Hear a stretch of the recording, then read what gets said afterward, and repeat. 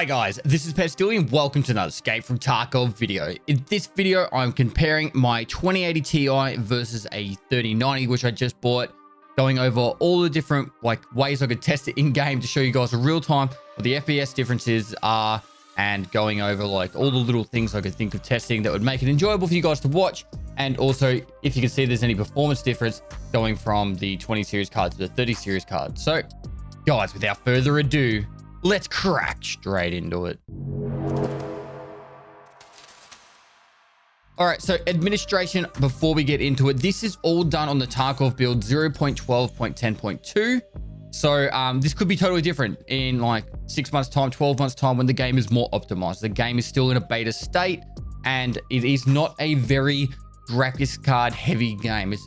Whilst graphics cards do make a difference, it's more on the CPU side of things. So I'm going to premise that there right here, just so you guys understand that my expectations going into this wasn't there's going to be like massive differences. So hopefully in the future I can redo this test. I've still got my 2080 Ti. I could redo this test in a year's time and see if it's any better, any different. And it'll be interesting to do that. And maybe I will. Just write in the comments and remind me in a year's time. You're seeing this in a year's time. Redo this test and I'll do it. All right. Now, the specs for this whole test. So for my computer, I have an i9 9900K. It is not overclocked. I could overclock it, but I just, for the testing, not overclocked it. I use 64 gig of RAM. It's the 3000 megahertz. It's got a really low latency. It's quite good RAM.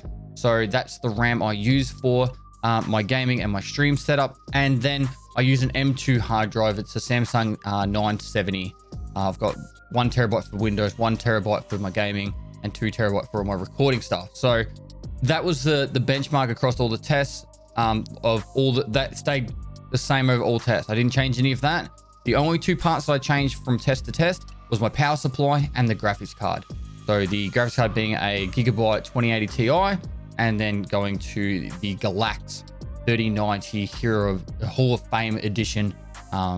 And yeah, it's a beast of a card. So that was the differences between the two tests. Now going into this, my expectation there wasn't going to be a big difference on the standard settings. I do it both on standard and then in ultra, and I wanted to make show across the board what settings I would use normally, and then if I was to crank it up, how much difference it would be.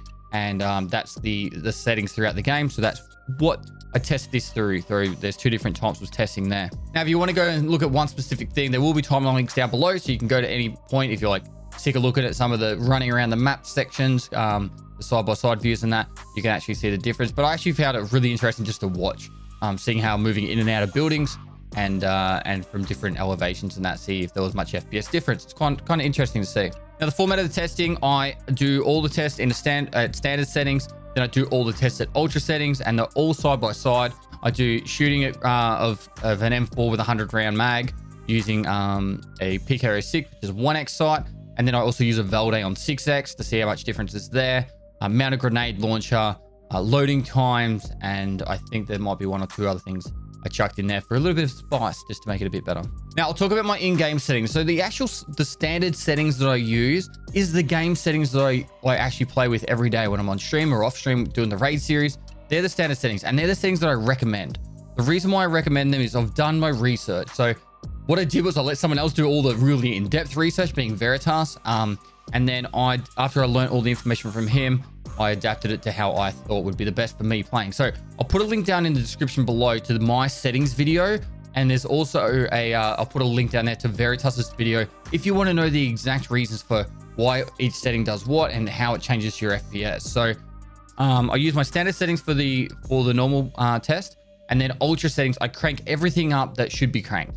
All right. And if you were going to play it on a really high graphics quality setting, if you say you're going to do some cinematography kind of filming of the game. So that's what the reasoning between the two. And I would have had the images pop up of what the two different settings are during this time anyway, so you can see the difference here. But you'll see it during the video.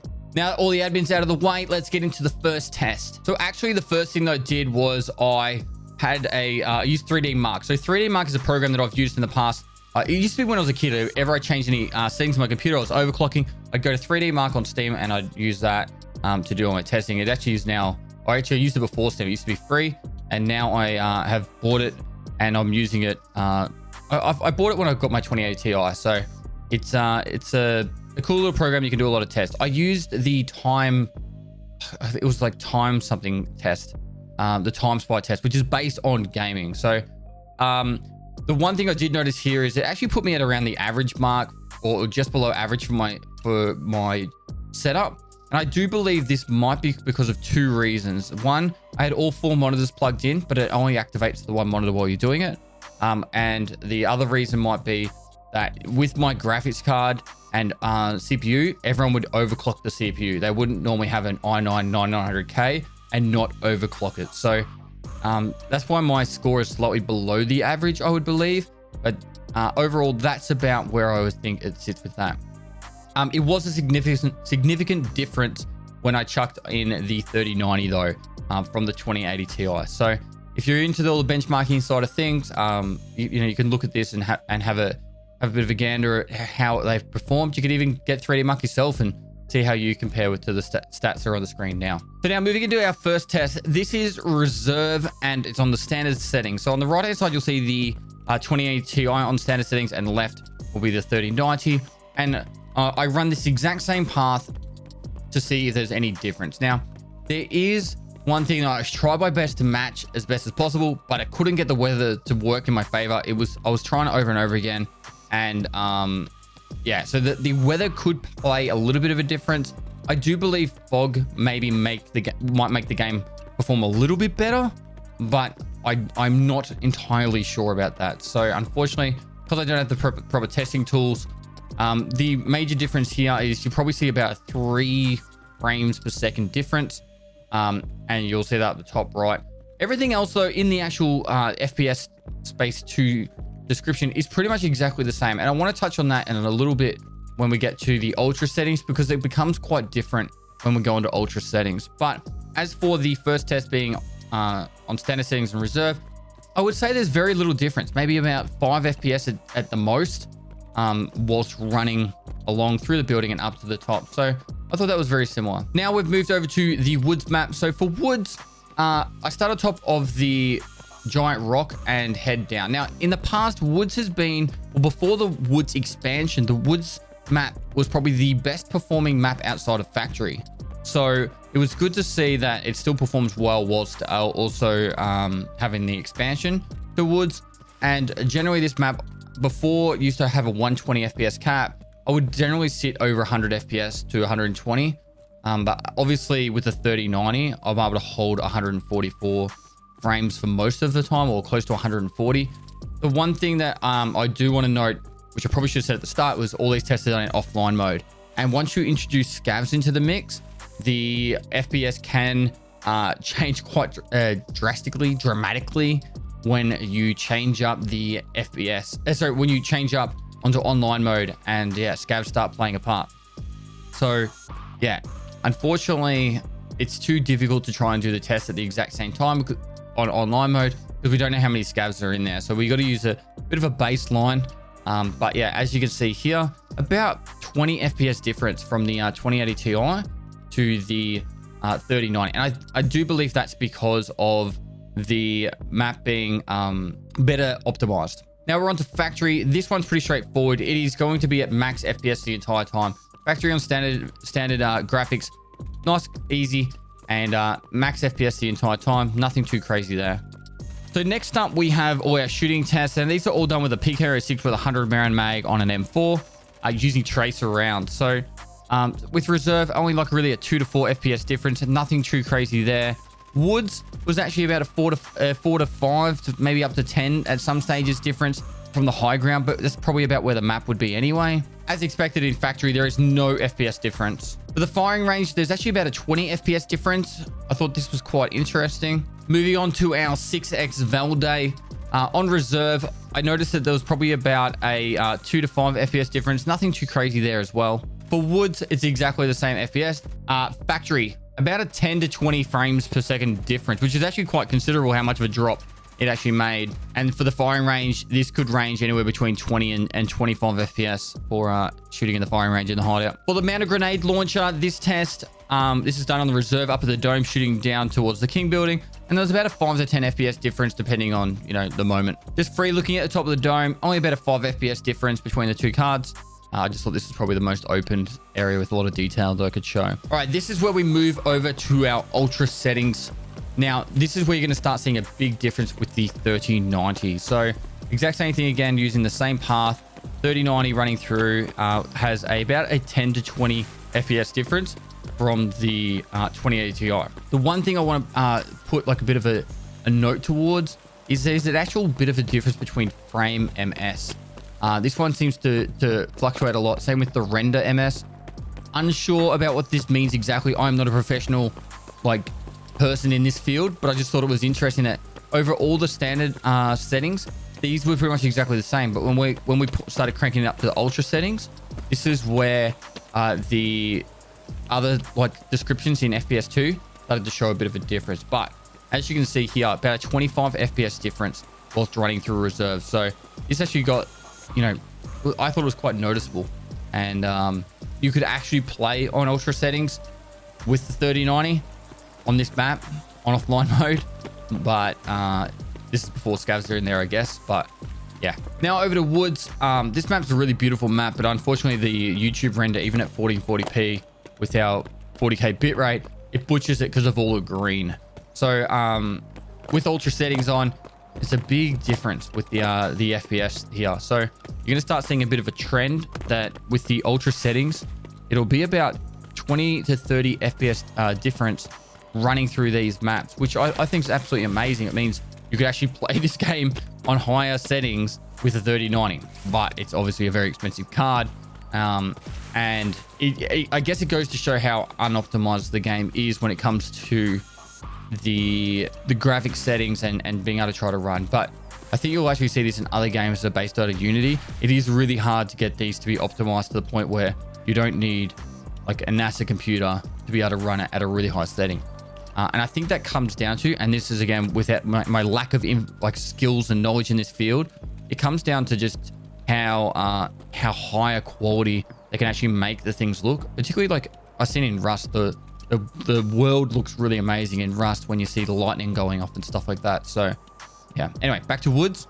About a 25 to 30 FPS difference. Now Factory, which usually sits on max, locked on max FPS in standard, here you can see a big difference. So 100 to 110 FPS on the 3090, but then you've got about 80 to 85 FPS on the 2080 Ti. Big difference there. And to be honest, I would not want to play Factory in anything under 100 FPS. Factory is my favorite map, and the reason why I think I like it is because it just runs so well. It shows the potential what the game can do. Back to the firing test. Now on reserve, there's about a 5 to 10 FPS difference with the 1X. Over to Woods, this was about 10 to 15 depending on the time FPS difference. So quite considerable, but that could also just be to the fact that you're on high ground with the ultra graphics on. Factory still sitting around that 25 FPS difference. And in the firing range, there's about a 10 to 30 FPS difference depending on the moment.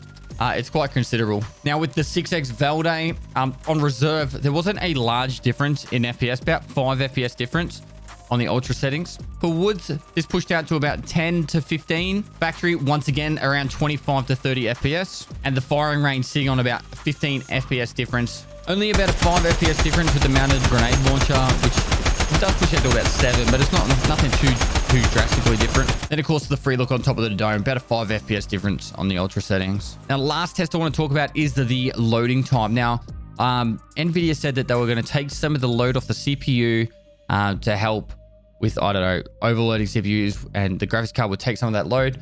And we thought it would be interesting just to chuck both of them and record how long it takes me to load into offline reserve raid, which is generally the longest loading time for anyone. So just remembering I have an M2 drive, i9 900K. So the loading time should be as fast as you can pretty much get them with those kind of that kind of setup. And it was actually really surprising that they all pretty much loaded in at the exact same time, except for the 2080 Ti did it slightly faster. I have no idea why, but it was just very slightly faster. So like maybe like 2 seconds faster. So nothing too crazy to report there. It's not like a 39 is going to make you load into a game like extremely fast. Not going to really change much there. It shouldn't. but we thought it'd be just interesting to test it just to see, you know. All right, so that is pretty much the end of the video. I would really like to hear your feedback if you think I should have done a different type of test, or what you found surprising. If you know what some of that other information means, like the frame ms and render ms, if there's a specific reason to why it runs a bit better or different. I actually kind of enjoyed doing this. It was very time consuming to get all the footage. It wasn't just as simple as like just go into a raid and then, you know, show where the loot spawns are. Like I had to do it over and over again, and obviously change the computer parts and that. It was actually a bit of fun, something a little bit different from me. If you are really interested in it, I am kind of curious to go getting like an AMD CPU and chucking it in a computer with the same other parts that I've got here, and seeing how different it would be with an AMD. I'm not sponsored by any of these parts, so it's kind of just interesting to see from my own perspective. But you know, I would be really cool to get one of the best AMD processors out, or when the next gen, I think the 11 gen series Intel processors just came out, and they're not very good from what I can see, and I don't really want to go from a 9 series to a 10 series, so I think I might wait to the 12. But a lot of people are telling me to go for AMD, so maybe I'll go down that path and we can test it out. So be kind of interesting to see. But as the results have shown, I kind of expected that to be like that. On the standard settings that I normally use, not much difference, pretty much exactly the same. But then when we crank it up to the ultra settings where it's really putting a lot of load on that GPU, then there's gonna be a bigger difference. So hopefully you guys enjoyed this video. Please let me know, like and comment. It did take a lot of time to do this, so appreciate all the support. And go check out the my settings video to get the best out of your FPS when playing Tarkov. I know there are some other ways to get more FPS, like changing NVIDIA settings and that, but personally I don't want to do that stuff. So it is how I've got it set, but my video does show you how to do it anyway. But yeah, as for that, if you did like this video, like, comment, subscribe, notification bell. I'm going to be pumping out a lot of guides coming up, so make sure you keep up to date for or keep subscribed and up to date for all the latest Tarkov information, guides and news. But that is it for this video. So lastly guys, I'll see you next time.